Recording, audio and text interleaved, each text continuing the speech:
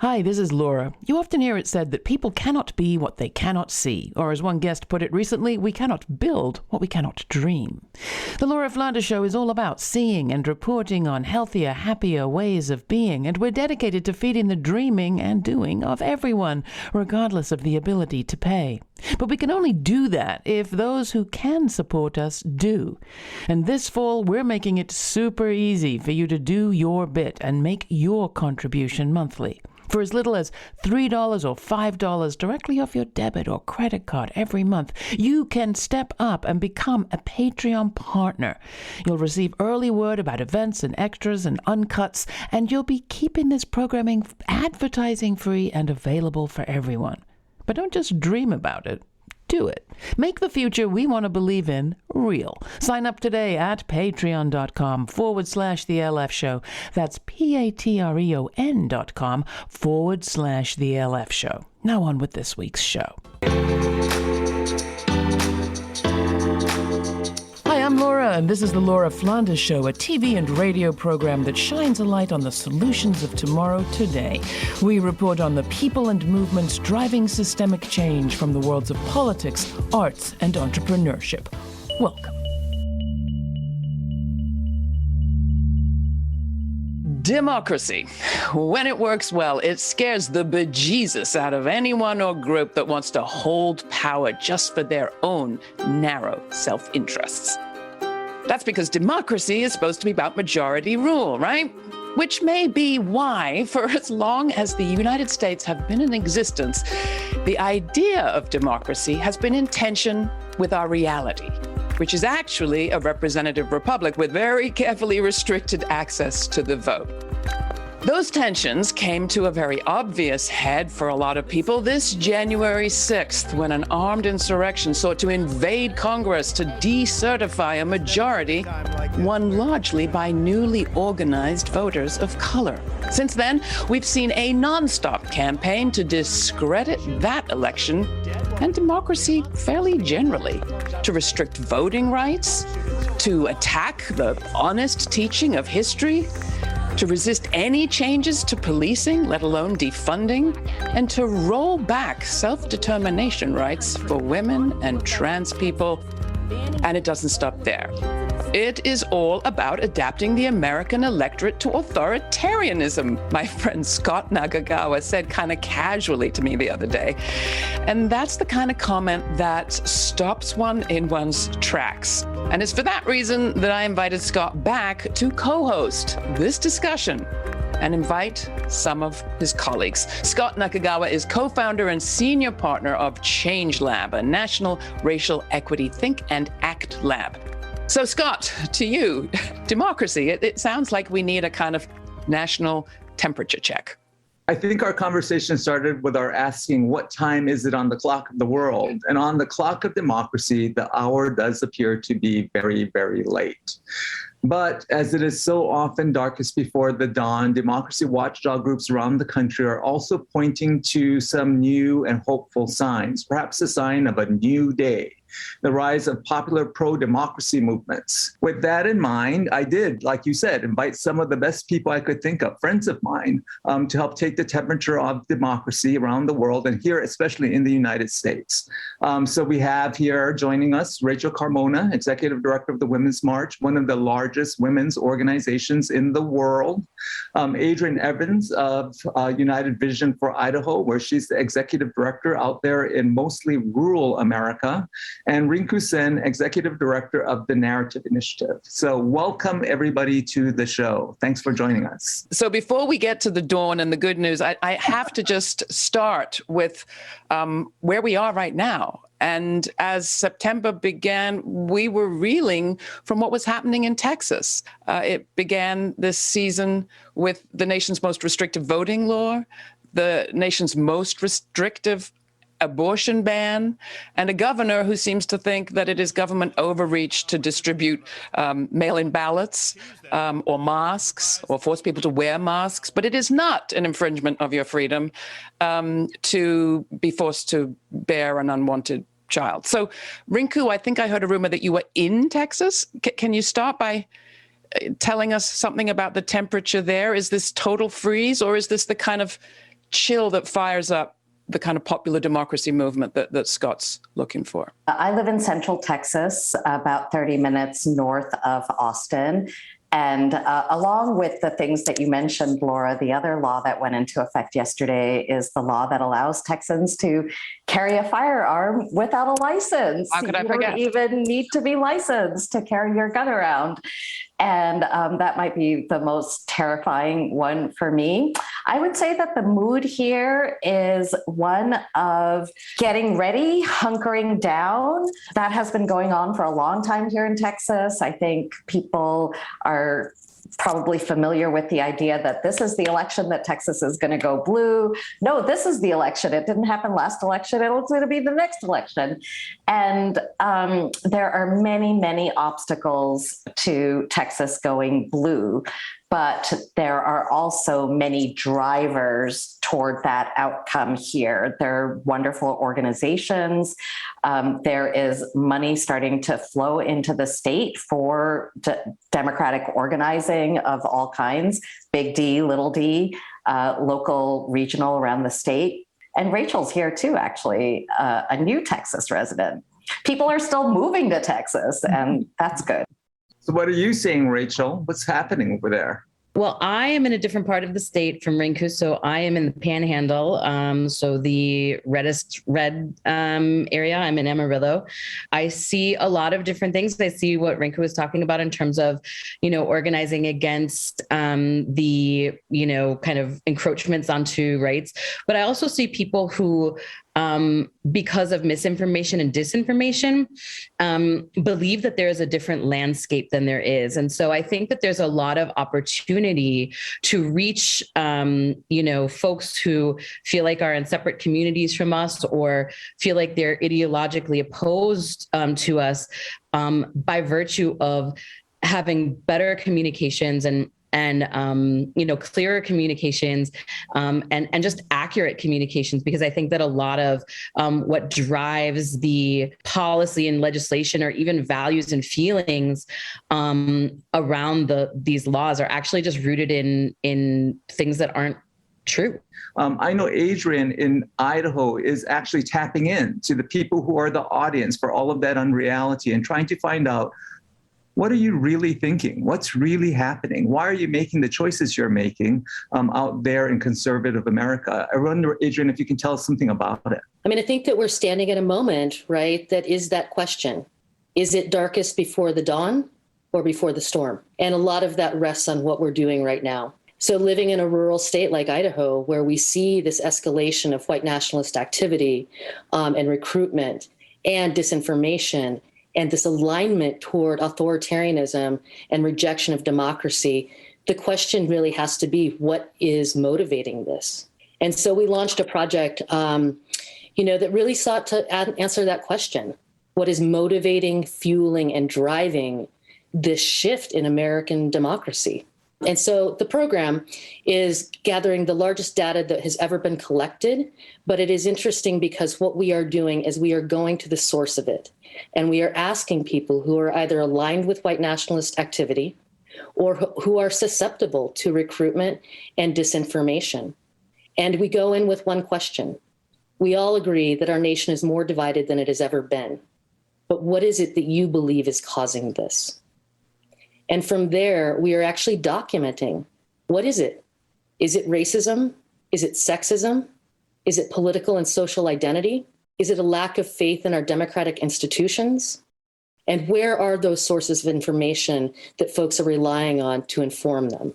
You said that you're going in. Can you talk a little bit about how you're going in? I mean, are you arriving on the doorstep? Are you phoning people up? What are you doing to take this kind of a temperature check, really, of people's opinions? So what we did is build a really robust texting program. And I know that may seem very inauthentic, but we really tailored the approach to keep that authenticity. So this isn't like a text you would get on your phone and ask you to do something. It's a live human being on the other end asking, what is it that you think, believe, feel? What do you care about? And what that does is allow us an extensive reach, Laura. So we are actually reaching out to 500,000 people at minimum across the country, We have concluded Idaho's outreach. We are in North Carolina. We're moving to Georgia. And we are going to discover, is it the same uniformly across the country, or do we have nuance that we need to be aware of so that we can really reach people where they are? And what we found is that people, especially people in rural communities who are particularly susceptible, are very isolated. They're alone. There are very few opportunities to have these kinds of conversations or to know if that's a safe place. And we find that a tremendous number of people want to have these conversations. They want to be heard. 42,000 conversations, by the way. I just want to say that 42,000 conversations and growing. And so it is really the largest data set of its kind, and it should teach us a great deal. You know, I recently heard somebody use this term hidden tribes to refer to the things that inform the way we behave as people that are beyond the things that you see, like that I'm an Asian person or somebody else is a white person, that inside of those groupings, there are these little hidden things that we live by, the real life that we live day to day, that, those stories that we help to tell that we tell ourselves to help us to understand what's happening in the world around us, that is so important. And there seems to be some indication we have failed to tap into those stories. Rinku, you lead the Narrative Initiative. So I'm wondering if you can help us understand something about those stories. What is narrative, and why is it important to us now? Narrative, our definition of narrative is that these are the themes and ideas that are embedded in stories. So all of the cop shows that we watch on TV, and all of the Sunday night hospital dramas, and all of the comic books that are popular now, through those stories, in each of those stories, there is a moral and a set of ideas. So that set of ideas is what we call narrative. When those ideas are repeated through many collections of stories for a long time, let's say 200 or 300 years, they become deep narrative and very, very sticky, hard to dislodge. So if we look at January 6th, you hear about the violence, you hear that it's shocking, that it's unusual. And the solution to it is heavily law enforcement. We have to find all of the rioters, and we have to arrest them, and they're going to get punished in the criminal system. So what we need to do is, I think, give people clear ways to block white nationalist activity that build toward pluralistic, multiracial local democracy. The answer is not law enforcement. Law enforcement is not going to put an end to white nationalist organizing. The answer is another kind of organizing that actually involves everybody and gives them a role. This is the Laura Flanders Show. I'm Laura. We're taking a national temperature check on the state of democracy in the USA. With me this week is Scot Nakagawa. He's co-founder and senior partner of Change Lab, a national racial equity think tank. Our guests are Rinku Sen, executive director of the Narrative Initiative, Adrienne Evans, executive director of United Vision for Idaho, and Rachel O'Leary Carmona, executive director of the Women's March. You can find more shows in our archives with Scot Nakagawa and some of our guests. Most recently, he was part of our panel discussion on countering the January 6th coup from the grassroots up. Go to our archives at lauraflanders.org to check that out, along with all sorts of recommended extras and additional programs. Sign up for our weekly newsletter to receive information on all our streaming events and audio exclusives, including full uncut interviews and my commentaries. I call them the F word. The latest is on the complete picture of our work culture. Next, I asked Rachel O'Leary Carmona, as head of Women's March, to talk about the role of narrative and culture around women and women's rights. But first, here's Time Machine by Raul Midon from his album Don't Hesitate, courtesy of the artist. You can find my interview and more with Raul in our archives. Here's Time Machine. Time to board my time machine, searching for a place I've never been before. As I watch the ages flying by, wondered if I'd ever see the end of war. Wondered if I'd ever see the day price of war becomes too high to pay, yeah. And you and I can find another way, yeah. Or to give each other what we need. Here is where I'll stay. Where I'll stay. Well, let me come to you on that, Rachel, because it does seem to me that when it comes to women's organizing, one of the things that the Women's March has done is decentralize and multiply, really, our stories around women and around feminism and women's rights and women's organizing. And in a sense, you've multiplied, grown bigger our picture of what organizing by, for, with, and about women's freedom is. Can you talk a little bit about the role, of narrative and culture in all of this, but also your relationship to this discussion around authoritarianism versus democracy, diversity? Women's March was born, in 2017 in the aftermath of the election. And I think that the easy story to tell there is it was a protest to the election of Donald Trump. I think there was a much more complicated story there about patriarchy, the roles that women play inside of families, homes, communities, society. And one of the things about Women's March that has been really effective is that people can come with the issue that's closest to their heart. We have a big tent and a broad way for people to get involved. What we look for is people who are committed to shared values and a shared future. And we meet folks where they are. And so maybe for somebody who has limited, mobility, that means taking action from their house. Maybe that means, marching and having an opportunity and a vehicle for people to get involved in the ways that they can, I think is really crucial. I know that in some years there's been kind of pushback to, that's just online, that's just what have you. And I actually just think it's going to take all of us in all of the ways, and that we don't have the luxury of turning our nose up at any one set of tactics. I think it just takes everything we have and all the creativity we have and all the imagination that we have to be in this space to actually propel ourselves forward into the future that we deserve. You're all fantastic, and I love hearing what everyone is doing. But we started by saying there is this assault on the idea of democracy being organized by authoritarians who are not loosey-goosey organizing in any way they feel like. They have playbooks, they have talking points, they have meetings, they have trainings. Is what I'm hearing tough enough for this moment? Is it tough enough? Maybe not. Maybe not. I mean, seriously. But, we got to get the practice, right? We have to toughen up, and we're going to do that by taking action. And so we have to learn as we go. This is something completely new. This is something we haven't tried. We so easily default to polarization in the world, right? We easily say, it's your fault, it's your fault, it's your fault. And, what we're saying here is we need to embrace the idea that maybe it's all of us. Maybe we all need to move forward together to make change happen in a positive way. If we want an inclusive society, maybe we have to be inclusive. If we want a society that isn't about demonizing and denigrating each other, maybe we just need to start to stop that and look for the good. Well, maybe that's why Adrienne's leading the way. You can't just abandon most of Idaho. Yeah, no, and I would say I don't know that the question is really, is it tough enough? I think the question is it strategic enough? This is about real people talking in real language in real time to understand what it is that we are facing. And yes, there are those that are very well organized. Political Research Associates has documented that 35% of those who voted for Trump are really just diehard. We will never persuade them.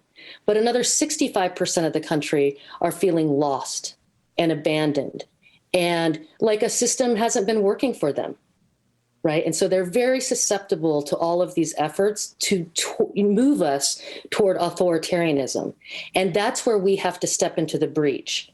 And I would say particularly in regard to Rachel and the Women's March, right, it is also about finding our lane.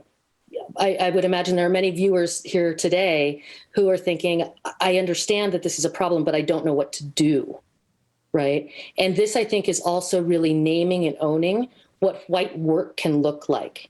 This is the moment for white people to step up, to have hard conversations, and to really combat and confront what we're seeing. But to Laura's point, a couple of weekends ago in Portland, Oregon, a Proud Boys rally ended up in a shootout, And so those are the kinds of things that are happening for which we are not yet prepared. What is the non-law enforcement response to that kind of street violence on the part of people who are basically doing it while chanting, whose streets? Our streets. Can our answer just be, okay, they're yours because we can't face the gunfire? What's the alternative? So we do a lot of reacting. And from a communication standpoint, one of the problems when we're reacting is that we almost always amplify the messages of the authoritarians when we are reacting. We're like, look how horrible this is. Go listen to this person be horrible. Why? We don't want to drive people in that direction. We want to drive them in our direction toward our content. And so there's some very fundamental basic things we can change. Number one, don't retweet the opposition. Don't do it. Don't share it on Facebook. If you want to say something about what is happening, then try to do it in a way that doesn't repeat their phrases and talking points. These are huge things we're talking about in what feels like a super urgent moment. Has there been an experience in your life where you felt, we can do this, we've got this, we are acting in this moment that I'm feeling as if this big we is all of ours? When you asked the question, what I thought about was not election day, but that Saturday after, when the election was finally called and the country kind of erupted into the streets. And that seems like, for me, growing up, I'll be honest, I was not one of those little girls that used to grow up and play like Bride or Kitchen. I used to play Princess Leia. So I've been leading the resistance in my mind since I was 5. Culture at work. And so this moment felt like this, Return of the Jedi, Endor scene of everybody across the galaxy, celebrating. But I think 2 things about that resonates with me. Number one, it was the sense of joy. And so I think that pouring out of joy that was so organic just seemed for me to move the needle in terms of what was possible for our movements. We did not have a small win in November. That was a huge win. And it was huge in many different ways, in the actual tangible win itself, in the organizing capacity that we built in order to get there, in the mobilizing capacity that we didn't need to use, but was in the wings and has been documented in the media. So I think that part of what we need to do is really think about what is our relationship with power, and how is power actually not mutually exclusive with the future that we want to bring forward? And then how do we root that in the actual desired lived experience of people, which is not wanting to be sad and angry and outraged all the time, at least, for me, maybe I'm speaking for myself there, but to experience joy and abundance and rest so that we can just live good lives. I think that's really the goal. I'm definitely hopeful. Everywhere I go, I see people who are trying, but I don't have false hope. I don't think we have a bigger movement than we do. There are most of the country is unorganized. That is the truth of it. So we need to get into suburbs and smaller towns and even smaller cities where the organizing is not robust yet. And we just need way more scale. So, back in 1988, Ethiopian immigrant in Portland, Oregon, where I lived at the time, was murdered by neo-Nazi skinheads, which was one of many, many violent acts that were going down at a time when neo-Nazi skinhead youth were surging. We looked at, where are these groups actually recruiting from? What is the subculture that they're building their movement out of? And we made that subculture as complex to us as possible. We got to know the people and we went there. It was the alternative music scene in Portland, and we started showing up at shows and even stage diving off the stage at shows after making big anti-racist proclamations. And it drew people to us who felt victimized and marginalized in the scene. And they formed two groups, Anti-Racist Action and Skinheads Against Racial Prejudice. And they turned out to be brilliant organizers because they knew exactly the context in which they needed to be organizing, the symbols they needed to wield, and the things they needed to do and say in order to win the day. And those young people broke the back of neo-Nazi skinhead organizing in the city of Portland. And so I think there are heroes everywhere, potentially. But we first have to be able to draw back the lens through which we generally see things, the blunt instruments with which we organize people and categorize them, and start to look for the complexity, because it is everywhere and it's beautiful. Coming back to you, Adrienne, but I have to say, when you talk about 42,000 conversations on chat, in chat text messaging, and when you tell me how much people want to engage with one another, meaning with somebody they don't necessarily know and probably don't agree with, that gives me actually a taste. Oh my gosh, maybe we can avoid authoritarianism. So thank you. I think you gave me my palpable moment of the day. We can't build it if we can't dream it. And this is about the dream of democracy, and it is very much at risk. But I am always encouraged, and particularly divorced from political party, when people find a sense of their own power, when they come together to recognize that this is all in our self-interest. No one benefits except for those in power with white nationalism and white supremacy. And if we can get to that moment where we understand that we are collectively in this fight together and everything is at stake, be it climate, women's rights, voting rights, that's the promise. But it's one that we all hold collectively and will require each and every one of us. Well, I think it comes down exactly to that. And I want to thank you for participating in this conversation, everybody. I mean, along with our attention to civics, we need media that pulls back and looks at these stories and ideally helps us collectively dream up some alternatives that work for everyone. We will have this conversation again, I'm sure, but I've appreciated this one.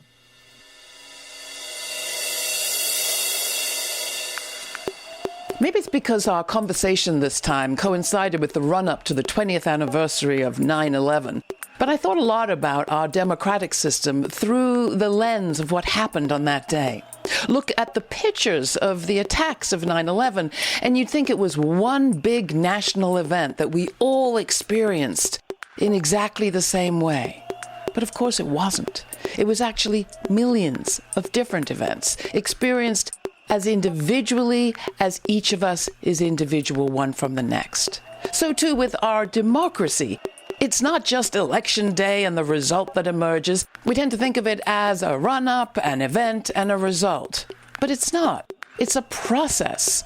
And while our electoral system needs to be made as broad as possible so that everybody's vote counts and everybody feels inclined to participate, what I found so cheering about today's discussion was that pro-democracy activists are grappling with how to deepen the process too. Yes, we need to make it wider, but we also need to go deep. And we need to invest not just in the results, but in the process and getting to know one another better, because we are all in this same boat.